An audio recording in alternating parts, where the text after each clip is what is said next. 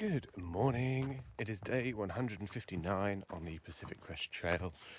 It's about 7:30 in the AM, and we're just leaving the beautiful deep lake. Slept really well last night. Did wake up with a lot of condensation, sadly, on the tent, so I'll dry that off at some point in the day. Today looks pretty tough. Aiming for, I think, another 22 miles. There's like 5,500 feet of up throughout the day, including the dump truck challenge, which is a period, I think it's about like 0.7 miles long, and you go up like, I think it's like 600, 700 feet or something like that.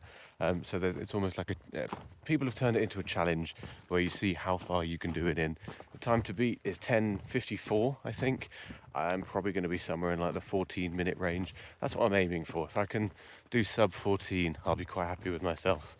But yeah, we'll see how it goes, and we'll see how the day goes as well. Catch up in a bit.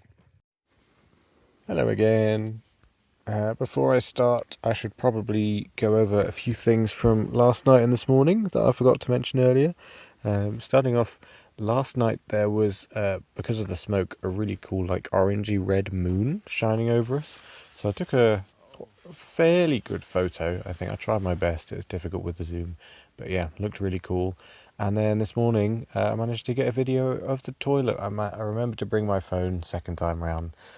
So it was very exciting getting to document the exciting toilet.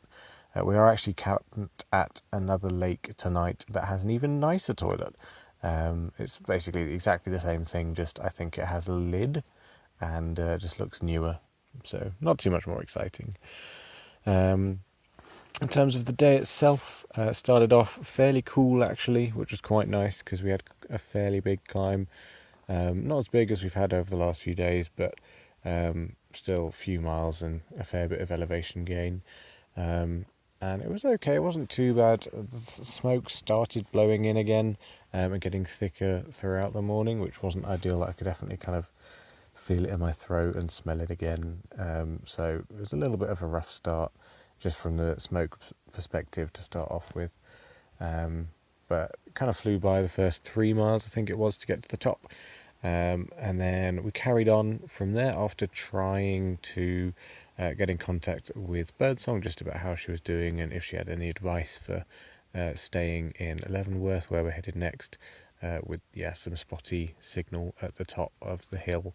But we carried on down, and then it actually rained a tiny bit. It was just a very gentle drizzle around 10 a.m. on and off for about an hour. But either the rain really helped or the wind started blowing in a different direction.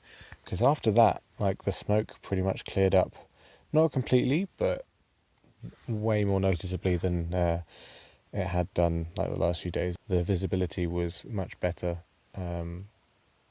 after that happened, which was wonderful, especially because we got to go to a beautiful, beautiful lake where originally I was just going to walk past it and have lunch at the top of the next hill about another mile or two on, but it was stunning. It was such a lovely lake. First of all, I was a little bit ahead and I bumped into Maps and Showers, who were just about to leave after having been vortexed there for the last hour. And they actually invited us to share a hotel room with them in town. So we'll see kind of what that's like and if Birdsong's up for it as well. But yeah, super cool just to meet up with them. And the trail provides, it's great, all these little relationships, just the generosity of people and what it all leads to. So we'll see if that could be fun when we get in. I also ticked off having a lake swim in Washington finally.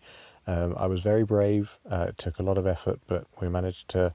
Well, it helped that there was a jump rock because that kind of just made me get it over with very quickly. But it was very cold, very refreshing. Not too cold actually. It was not Sierra level cold, so it was manageable, and it wasn't the worst, and it was quite fun. So that was great, and I was very glad to have swum in a lake in Washington and also just to enjoy the experience generally. It was good fun. After the lake, Scales was told about an alternate route that cut 2 miles off trail and had much better views. So obviously we were very much up for that. It did mean there was a very steep climb to get to it, but the views were very much worth it, and it was only about like a mile, half a mile up or something like that. So the pain was over fairly quickly. And yeah, like I said before, it was just so nice to be able to see the views and it not just be kind of smoky, muggy, not being able to see that far. So yeah, great to see it just kind of open up in front of you, reminiscent of some of the passes that we went through in the Sierras. Just stunning. And then after that, we made our way down to where the dump truck challenge began. And actually, up to that point, I'd felt fairly fit and able. Like, it's been the same elevation gain and losses maybe 2 days ago, I think, where it was really quite intense.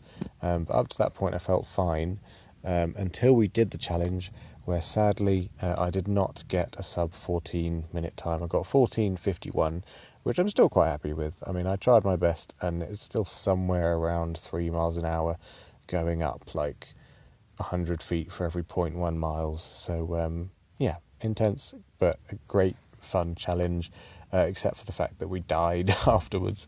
We couldn't. We were just so drained on the way back down.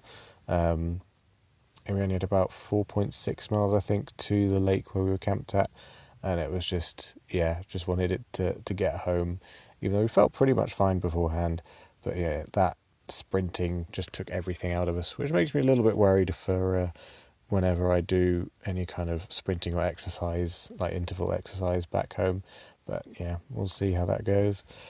And speaking of back home, after trail, or the end of trail, is very much on everyone's minds at the moment still.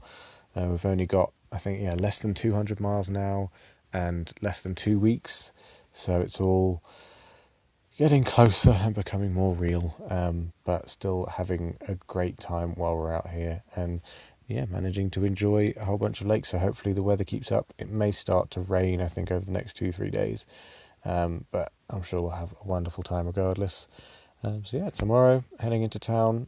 Let's see what Leavenworth has to offer. I'll see you tomorrow.